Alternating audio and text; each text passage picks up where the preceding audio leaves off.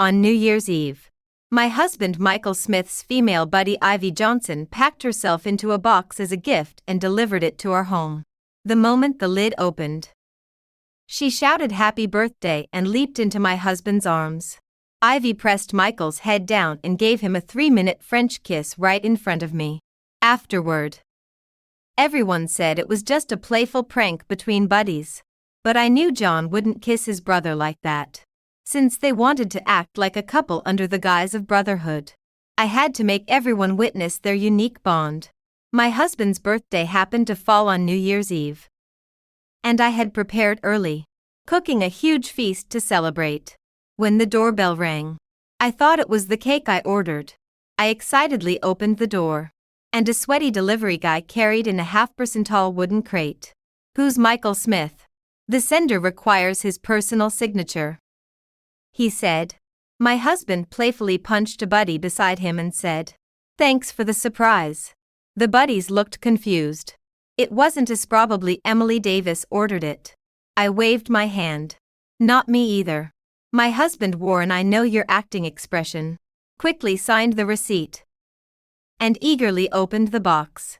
As the lid lifted, a woman dressed like a doll jumped out and threw herself into my husband's arms. "Happy birthday, Michael." Surprised.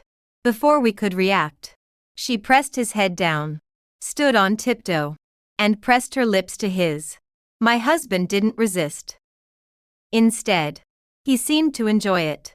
They kissed passionately for a full 3 minutes before reluctantly pulling apart. The suggestive silver strand between their lips made imaginations run wild. The woman boldly wiped off her smeared lipstick, hooked an arm around my husband's neck, and gazed at him with sparkling eyes. "Michael, do you like the birthday gift I gave you?" "Oh, Ivy, you're so inconsiderate. You never gave us such big gifts on our birthdays." My husband's buddies teased with laughter, as if used to such intimacy. "Don't worry. I'll send gifts to your standards for Michael from now on. But I warn you, anyone with a jealous girlfriend should back out now." "Relax. Who would be jealous of a buddy?" "Right, Emily." I was still in shock, unable to believe that buddies could interact so intensely. Without waiting for my reply, Ivy haughtily flipped her golden curls and snorted in dissatisfaction. "Emily, you women are so pretentious. If Michael and I really had something going on, there'd be no place for you." My husband chimed in. "Yeah, honey, I only see Ivy as a buddy. Kissing her feels like nothing different from chewing on a piece of pork belly." "Pfft. You're the pig intestines. I'm your dad, you ungrateful son," Ivy retorted. Annoyed, they immediately started playfighting with laughter, while others egged them on to kiss again, leaving me as the odd one out. They tussled their way onto the couch, ending with Michael pinned underneath. Ivy grabbed Michael's ear and threatened, "Michael, don't forget your buddies just because you got married. We grew up together since diapers. I'm the woman who'll be with you from childhood to old adjutant. Mix up priorities. Ivy, get off me already. You have no girl-like qualities at all," Michael said, laughing but annoyed. Ivy mischievously pinched Michael's firm butt. "I don't care about being a girl. They're petty and can't take a joke." Okay, you're the best. Can you let me go now?" Michael winced in pain and begged for mercy. "That's more like it," Ivy said, standing up and reaching to pull Michael to his feet. But she underestimated her strength. Though she always called herself a buddy, physically she was all woman. Instead of pulling him up, she tumbled into Michael's arms. "Michael, have you gained weight? I can't even lift you."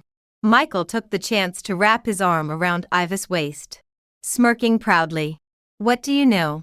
Your Emily is an amazing cook. This is happy weight. Stop pretending to be happy. Marriage is the grave of love. You're just a corpse lying in it with nothing to boast about." Ivy snapped, unhappy with Michael complimenting me, and slapped his face a few times. Michael hated anyone touching his face.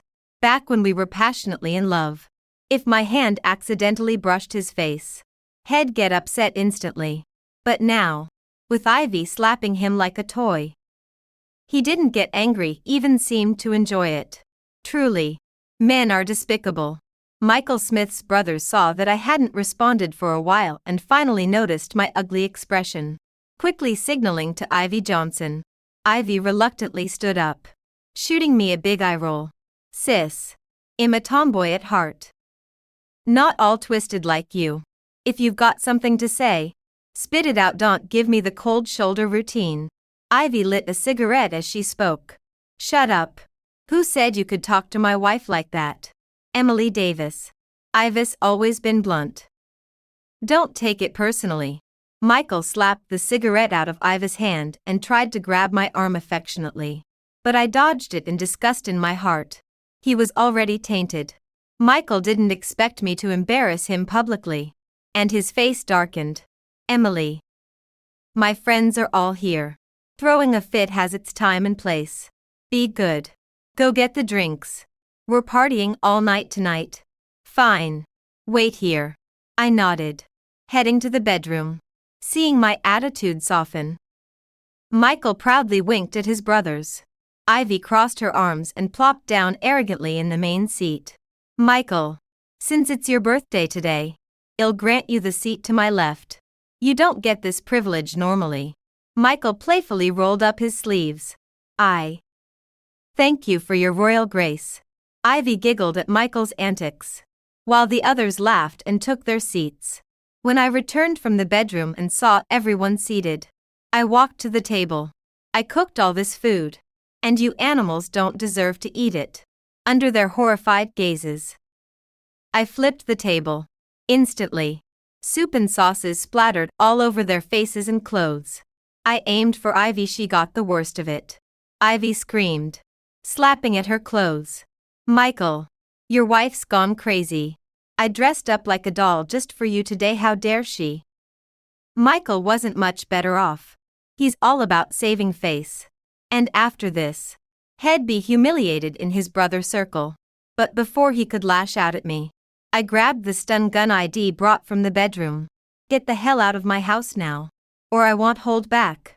Seeing the stun gun in my hand, none of them dared approach, and their complaints died down. When Ivy realized I was kicking them out, her eyes lit up. Michael, I told you your bitch wouldn't welcome us to your place. Come on. Let's get a hotel room. The other brothers agreed. Michael, your wife's really out of line.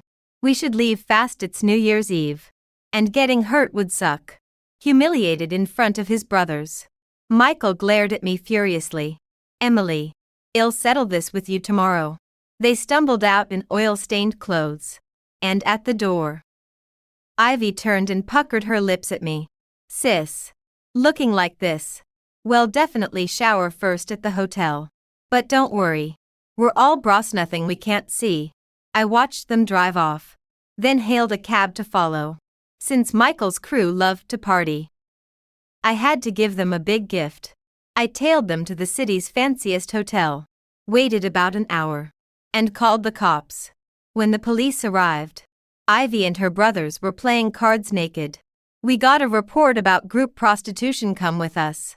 They panicked, unsure whether to cover their faces or privates, scrambling for clothes and blankets. Michael moved fastest, snatching a blanket to wrap himself and Ivy, staring nervously at the cops. Ivy was the first to calm down, smirking dismissively at the police. You got a false report. We're all brothers. Pure friendship. So what if we strip after losing a card game? Men's and women's bodies aren't that different, don't act like you've never seen anything. Ivy got carried away bragging about her brotherhood. The cops frowned, stunned by the absurdity. Michael quickly covered Ivy's mouth. Shut up. Stop talking.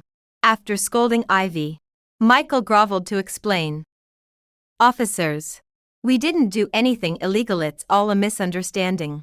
The other brothers chimed in. Yeah, Ivy's just a tomboy to us. Nothing happened. Insulted by her brothers for lacking charm, Ivy's eyes reddened with anger. She puffed out her chest defiantly. You're just sour grapes. I've got the goods. making you drool but not touch. Amid Ivis nonsense, they were hauled to the station. After hearing the whole story, the police lectured them and let them go. I stood waiting outside the police station, letting snowflakes kiss my hair and shoulders. Just a little longer, I thought, and this miserable marriage would soon be over. At the entrance, Ivy Johnson was surrounded by her guy friends, playfully demanding each send her 1,314 yuan as lucky money. Michael Smith noticed me and quickly broke free from Ivy's grasp. Jogging over. Honey, you hate the cold. You should have waited in the car. Michael, I want a divorce. His movement to warm my hands froze midair. He stared at me in disbelief. Emily, it's New Year's Day, not April Fool's. Don't joke like tease, it hurts.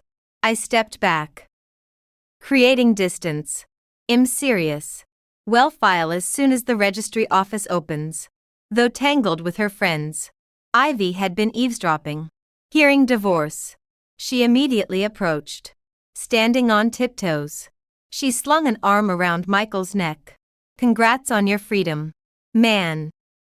Drinks on me to celebrate. Get lost. Ivy, who the hell are you calling man? Come back when you don't have a cunt. Stunned by the insult, Ivy lashed out, kicking Michael's calf hard. You bastard. How dare you? I'll never forgive you, she screamed, eyes reddening before storming off. Michael instinctively moved to chase her but stopped upon remembering me. He looked at me pleadingly. See, honey, I told her off. We're just close friends, don't overthink it. I love you. I won't divorce you. He tried coaxing me with affection, but my heart had gone cold. Michael didn't truly love me, he just found me more wifely than Ivy. With her plain looks and boyish frame, Ivy was good for cheap thrills, but never marriage material. Yet his calculation only deepened my disgust. Michael, if you refuse, I'll let your uncles enjoy that footage of you and your bro making out. Damn you. You recorded it. Rage contorted his face as if his glare could kill me. I almost admired my own clarity even in shock. ID preserved the evidence. We loved each other once. Let's end this cleanly. I wanted dignity for us both. Threatened. Michael dropped all pretense. Fine. Whoever backs out dies miserable. He spun around to find Ivy. She was now cornered by several girls. Home-wrecking skank. Can't keep your hands off taken men. If you're that thirsty, go sell it on the street.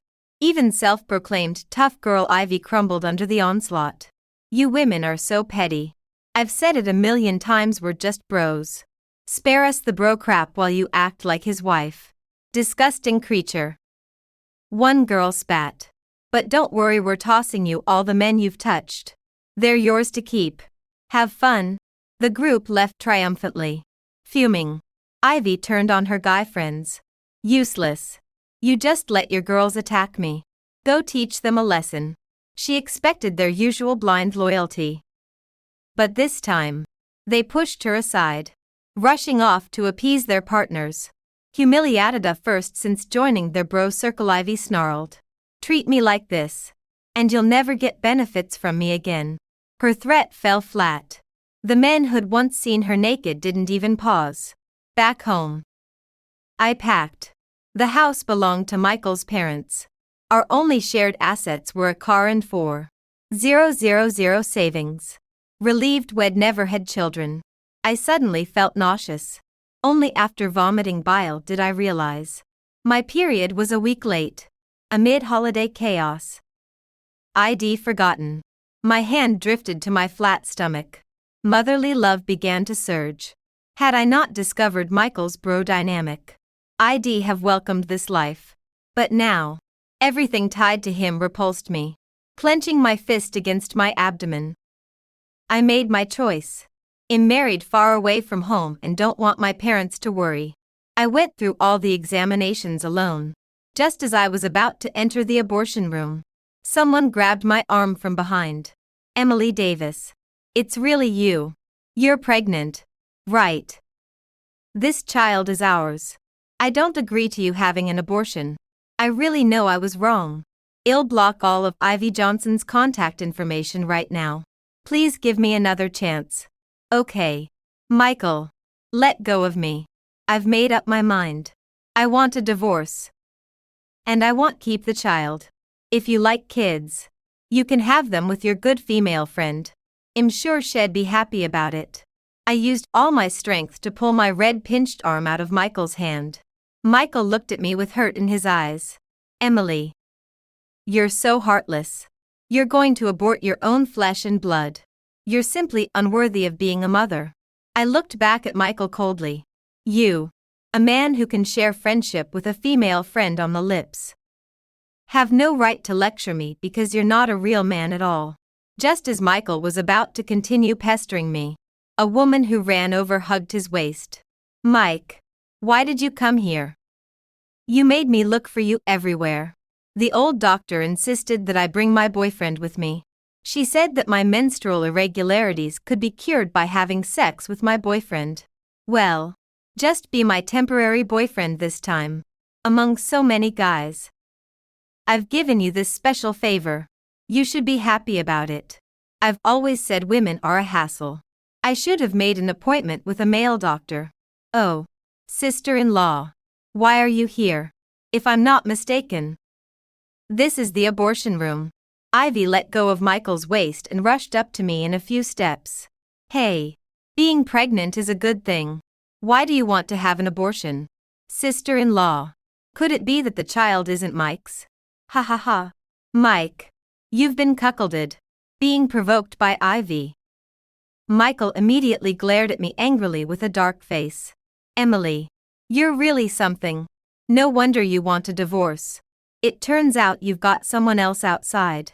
I've been faithful to you and didn't dare to cross the line. Michael's words made Iva's eyes light up.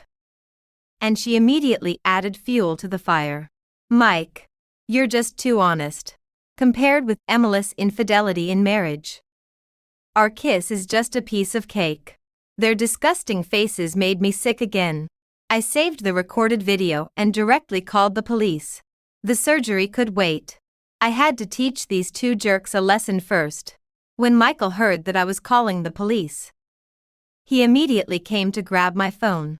Fortunately, a kind-hearted man grabbed his arm. Kid, I've been listening for a long time. You're helping another woman bully your own wife. You're really not a man. Who gave you the right to talk about my friend like that? It was clearly his wife who had an affair first. Let go of my buddy right now. Or don't blame me for being rude. Ivy rushed up, put her hands on her hips, and glared at the kind-hearted man. Stop talking about friends all the time. You're the so-called tomboy T-girl. To put it nicely. You're a female friend. To put it bluntly. You're just a mistress who plays dumb. The kind-hearted man was not only strong but also sharp-tongued. Ivy was so angry that her eyes rolled back when her hidden thoughts were exposed. She looked like she was about to faint at any moment, seeing more and more people gathering around. I quickly shouted out how Ivy had offered herself to Michael as a gift and kissed him passionately. Everyone was an adult and immediately understood what Ivy was up to. They all started to speak up for me. Sister, you've really had a hard time. Tomboy teas are even more disgusting than green tea bitches and White Lotus girls. They claim to look down on women but are actually more obsequious to men than anyone else. Your husband is even worse. He clearly knows the tomboy tea girl wants to have an affair with him but pretends not to know and takes advantage of the situation. It's okay not to have a child with such a man's genes. It's better to have an abortion as soon as possible. That's right. We all support you. The cheating couple even came to the hospital to show off their love. You must fight back hard. Thank you all for your concern. I've already called the police. I bowed to the crowd, grateful for their sense of justice. Sister, you did a great job. We can all testify for you later. Michael was so embarrassed that he couldn't lift his head. He regretted accompanying Ivy to the hospital for her menstrual irregularities. He wanted to leave quickly but was blocked by the crowd. Ivy wasn't in a better situation either. The buttons on her clothes were all undone.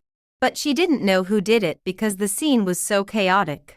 She was so angry that she screamed hysterically. "You women are so unreasonable. Do men and women have to do that kind of thing when they're together? Don't be so dirty-minded. I'm magnanimous and won't argue with you. Don't push your luck. Ivy, since you're so manly, why are you going to the gynecology department? You might as well go to the andrology department. I'm not the kind of person who likes to hurt others. But for Ivy, I just wanted to say the most hurtful things. Emily, you're just jealous that Mike can accompany me to the gynecology department. But it's all your fault. Who asked you to call and report our wild party in the hotel? Ivy thought she could provoke me. But actually she reminded me. I quickly told everyone about their naked card playing on New Year's Eve. Michael's face turned black with anger. And he quickly told Ivy to shut up. Ivy stared at me unwillingly. Emily, you're so petty. Mike is still your husband. How could you ruin his reputation like this? I was shocked by Ivy's words and quickly waved my hand. Ivy, Mike will soon be my ex-husband. From now on, he'll be your husband. The crowd was amused by my words and started to tease. Ha ha ha. That your husband line is really poisonous. Michael and Ivy both changed their expressions. They wanted to fight back but were afraid that I would expose more of their secrets. Michael now regretted all the stupid things he had done with Ivy. He secretly breathed a sigh of relief when the police arrived. But he relaxed too soon. I wasn't just scaring Ivy. I really intended to send her to jail for slander. After handing over the recorded video to the police along with testimonies from others, Ivy Johnson's slander could no longer be denied. But Ivy wasn't afraid. She even taunted me. Emily Davis. I have a tomboyish personality. I just blurted it out without thinking much. Don't be so petty and cling to those few words. Michael. Isn't that right? Michael Smith didn't want to deal with Ivy at that moment. But as a friend, he felt obligated to help. Wife. You've said plenty of bad things about us too. Let's call it even. Besides, Ivy wasn't wrong. If the child was mine, why did you panic and get an abortion? Michael. It's precisely because the child was yours that I had to abort it. I'll pursue criminal charges against Ivy. Since you're such good friends, you might as well get detained together. Hearing how serious it was, Michael immediately backed down. Wife, don't joke around. If I get a record, it could affect our future children applying for government jobs. Even now, Michael still thought I wouldn't divorce him, since he had no shame. I didn't hold back either. I kept my word and sent their passionate kiss video directly to the family group chat and his boss email. Soon, Michael's phone rang non-stop, frantically answering calls to explain himself. He had no time for Ivy. After tugging at him a few times with no response, Ivy slapped him hard across the face so hard that the phone he held to his ear flew out. Michael, your wife is deliberately picking a fight with me. Are you going to handle this or not? Michael was trying to salvage his reputation and job, and being hit at this critical moment made him snap. He swung his hand and slapped Ivy across the face with full force. Bitch. Why did you have to run your mouth and provoke her? If you're wrong, just kneel down and apologize to her for forgiveness. What are you coming to me for? Am I your father? Ivy, who had always thrived as one of the guys among Michael and others, had never been hit like this before. Stunned, she covered her face and stared at Michael in disbelief. Michael, you hit me over a woman. I won't forgive you. A few days in detention. I'm not scared of that. Emily Davis. I'm tomboyish and won't back down. I won't apologize to you. That's fine. Spend your time in there reflecting. I wouldn't accept your apology anyway. I didn't care for a simple sorry. It was better for Ivy to suffer some hardship. As Ivy was taken away by the police and Michael busied himself with calls, no one stopped me. I straightened my back and pushed open the door to the abortion room. What mother doesn't love her child? But before being a mother, I am myself first. And I didn't want to live in pain forever. After the procedure, I booked myself into a highly rated postpartum recovery center. Even a short recovery period deserves proper care. I wouldn't shortchange myself. Michael was the vindictive type. While I was recovering, he went to my company boss and accused me of misconduct, suggesting I be fired. If this came from anyone else, the boss might have dismissed it as slander. But Michael was still my legal husband, making his claims seem credible after all. What man would willingly make himself a cuckold? Michael's approach was like hurting yourself to hurt your enemy. But it worked.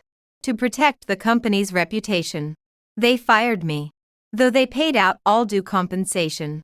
Honestly, I'd been wanting a new job for a while. Now that the company initiated it and I got compensation, Michael actually helped me out. Just as I received the company transfer, Michael called. Emily Davis.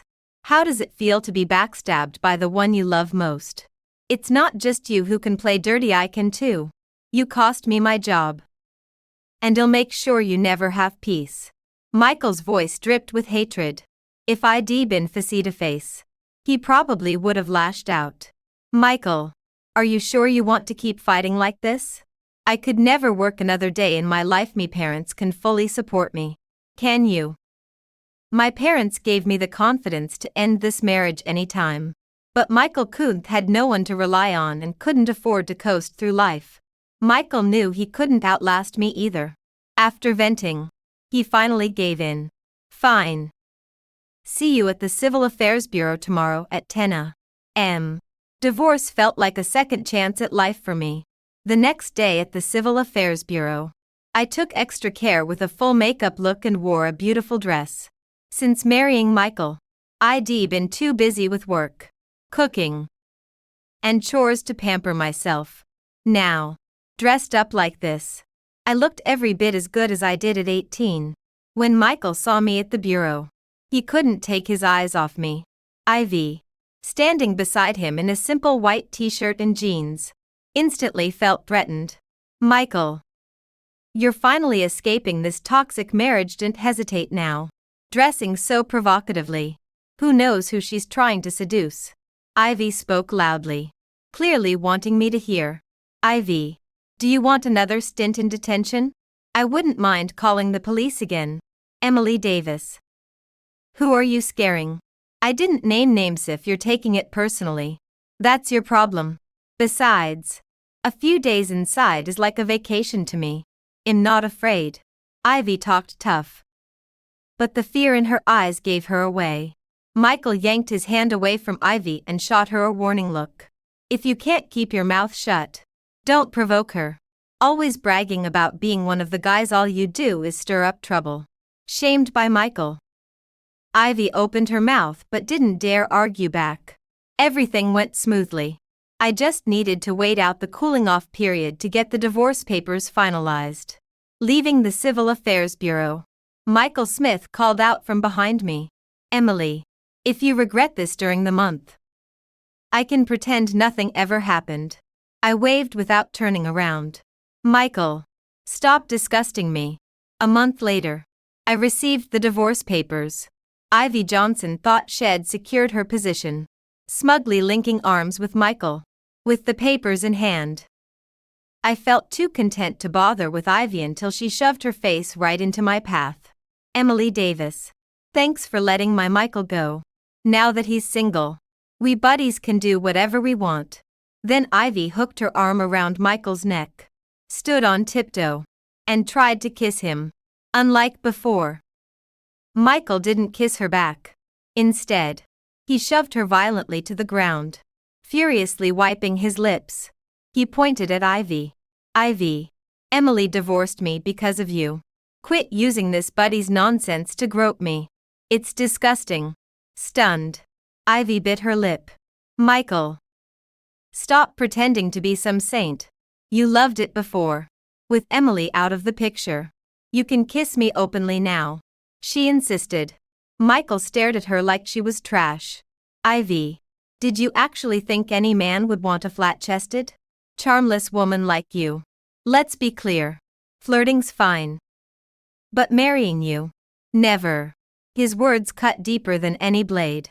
The usually tough Ivy crumbled, bolting onto the road where she collided head-on with a speeding car. The driver slammed the brakes. But she was flung meters away, rushed to the hospital. Ivy survived but lost both legs permanently. Her family demanded Michael take responsibility if he hadn't provoked her. The tragedy wouldn't have happened. Confronted by Ivy's intimidating, thick-necked father, Michael's defiance vanished under the man's fists. He caved, though legless. Ivy married for love, flooding social media with saccharine posts of Michael doting on her. Using a secret account, I monitored them. Wary of schemes, Ivy posted daily, showcasing Michael's devotion to his disabled angel. In their fairy tale, I became the wicked witch blocking the princess and prince. Strangers flooded my pages with curses. Die horribly. May your kids be born without assholes. The vitriol knew no bounds. In no pushover. I screenshot every threat and filed police reports. Then I dropped the bomb. A video exposing their lip service friendship. It went viral instantly, wrecking their online careers. Ivy tried rebranding, but the internet never forgets being mocked. Seeing those two suffer, pure joy. I moved back to my parents' city, found a stable job, and let the past fade. But weeks later, a man blocked my doorstep. I jumped back, pepper spray ready. Emily, don't be scared. It's Michael. That voice of me ex-husband. Michael, what do you want? He dropped to his knees. Emily, after losing you, I realized how much I love you. I've changed. Give me another chance. I laughed coldly. Does Ivy know you're here? Don't mention that unlucky woman. She's just an obligation. You're my true love. To avoid gossip. You could be one of the guys. Done wasting breath. I dialed 911. Leave now, or I'll report you for harassment. Michael's chest heaved with rage. Emily, you threw away years of love. You're heartless. I cherished us. I said. You destroyed it by wanting everything. I don't blame Ivy without her. I'd never have seen your true colors. Now go live in the hell you made. You earned it. Michael Smith saw me about to press the dial button and didn't dare to pester me any further. Scrambling away in panic, Michael's appearance reminded me to move to avoid being harassed by him again. My parents are getting older, and relocating to a better environment would be good for them. Afraid I might get hurt again. My parents never pressure me to marry and even think life is fine as it is. When life is going well, you stop dwelling on unpleasant people and events. That day, while taking my parents for a family portrait, a close female friend who hadn't contacted me in ages sent me a flurry of messages. This friend used to date Michael's buddy but broke up after that hotel incident where Ivy Johnson was naked while playing cards with the buddy. She's now married with a loving husband and a sweet daughter. Her URGE to share is so strong that even without my replies, she kept sending message after message. Emily Davis. If only you could see this firsthand. Michael never liked Ivy Johnson. And after she lost a leg, he cared for her even less. I heard Michael didn't fulfill his marital duties. So Ivy's parents, desperate for a grandchild, drugged him. After several doses, Ivy got pregnant. But Michael's health deteriorated. Ivy wanted happiness, so she took him to see a urologist. Following a long period of treatment, Michael's health improved somewhat. Sadly, Michael wasn't the faithful type. A female companion appeared by his side who outshone Ivy in both figure and looks. When Ivy found out, she was livid and went to confront that female companion while pregnant. But that companion wasn't one to back down. She kissed Michael right in Ivy's face. You should have seen Ivy's expression. It was more disgusted than if she'd eaten garbage. Ha ha ha. That's karma coming back to bite her. She used the just buddies excuse to flirt with other girls' boyfriends before. And now it's turned on her. Humph. Serves her right. I read through all my friends' messages. And it was truly satisfying how Ivy had disgusted others before was now returned to her. My friend continued messaging. When Ivy's parents learned about it, they immediately tied Michael up and beat him. Unexpectedly, Michael's female companion called the police, who arrested Ivy's parents. Michael used this to file for divorce, but Ivy refused and threatened him with the baby in her belly. Michael didn't care at all. He packed up valuables overnight and ran off with the female companion. But fate was fair. Michael and his companion got into a car crash while fleeing. Michael died on impact, and the companion ended up in a vegetative state. Ivy truly loved Michael. Upon hearing of his death, she slit her wrists to join him in death. After finishing all the messages from my friend, I let out a long sigh of relief. Michael ended up this way because of his own choices. If he'd cherished our relationship and stayed true, we wouldn't have divorced. If he'd settled down steadily with Ivy, life wouldn't have been so bad. But he wanted it all, forever chasing new thrills. So what awaited him was only reaping what he sowed.